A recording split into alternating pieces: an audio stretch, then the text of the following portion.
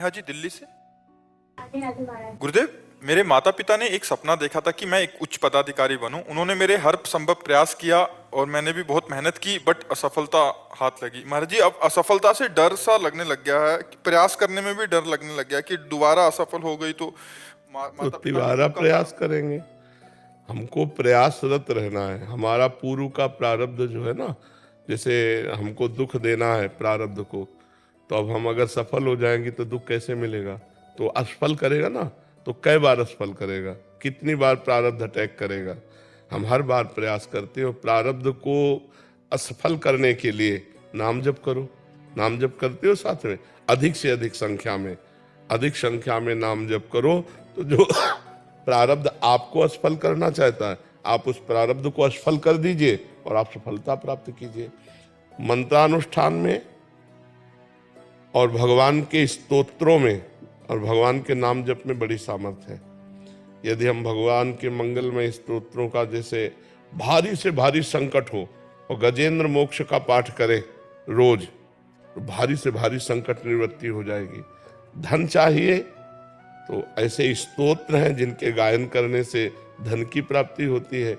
यदि हमें अपने लक्ष्य की प्राप्ति चाहिए तो मंत्रानुष्ठान, जप, इनमें इतनी सामर्थ्य है कि प्रारब्ध को नष्ट करके हमारी सफलता। अब माला दो माला से तो बात बनने वाली नहीं। डट के मंत्रानुष्ठान करो, नाम जप करो, तो यहाँ के अधिकार की क्या बात है, ब्रह्मा का अधिकार मिल जाए। ये तो मर्त्य लोक के कोई अधिकारी पद की बात है, ब्रह्मा का अधिकार मिल जाए। देखो, पूर्व का पुण्य है तो हमारे देश की एक महिला राष्ट्रपति है। तो हम निराश तो कभी होवे ना कि अब हमसे नहीं हो पाएगा, नहीं। जय बार असफलता मिले तय बार और उत्साह करके हम लगी रहे तो कभी न कभी सफल हो जाएंगे। पर साथ में भजन होना चाहिए। अगर तप नहीं है, भजन बल नहीं, तो किसके बल से आप प्रारब्ध को दबा करके आगे बढ़ेंगे? वो भजन बल ही होता है। इसलिए खूब भजन कीजिए, नाम जप कीजिए और भगवान से प्रार्थना कीजिए, तो कभी न कभी तो सुन ही लेंगे। महाराज जी, मन में भय हो गया है कि असफलता के डर की वजह से और उसकी वजह से जो माता पिता को दुख होता है, उनका जो चेहरा देखना पड़ता है। देखो, इस पे ध्यान नहीं देना, इस पे ध्यान नहीं देना चाहिए, इस पे ध्यान नहीं देना चाहिए। वो तुम्हारे हाथ की बात है क्या? अब बच्चे इसी बात को ज्यादा ध्यान देने लगते हैं तो गलत मार्ग में चले जाते हैं। ना हम माता पिता के दुख को देखेंगे, ना स्वयं दुखी होंगे। ऐसे बच्चे तो गलत कदम उठा लेते हैं। बिल्कुल नहीं देख रहे। माता पिता दुखी हैं तो मैं क्या करूं? तुम्हारा प्रारब्ध भोग है।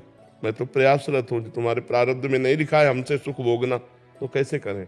नहीं, हम पदाधिकारी बन जाए, आपको सुखी देखें, तो तुम्हारा भी प्रारब्ध है। तो इसलिए नाम जप करो, विवेक पूर्ण रहो, निराश मत हो और किसी के ज्यादा उदास होने पर चिंतन मत करो, क्योंकि वो अपने स्वार्थ से आपकी तरफ देख रहे हैं ना, कोई परमार्थ की तरफ थोड़ी देख रहे हैं।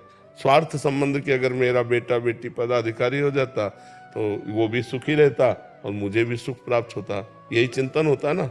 तो वो प्रारब्ध के अधीन है।